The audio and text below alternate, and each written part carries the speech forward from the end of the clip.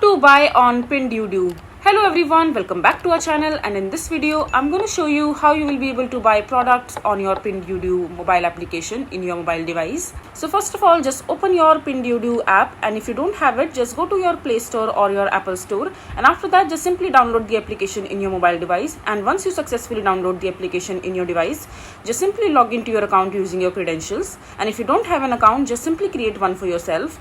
And once you're in the app, on the home screen itself, you will be able to see a bunch of options for the products that you would want to buy. And if you don't find the product over here in the list that you can see in your home screen, just simply go to the search icon or search bar from the top menu, and over here just simply search for the product that you would want to buy. And once you find the product that you would want to buy, just simply put that product into the cart.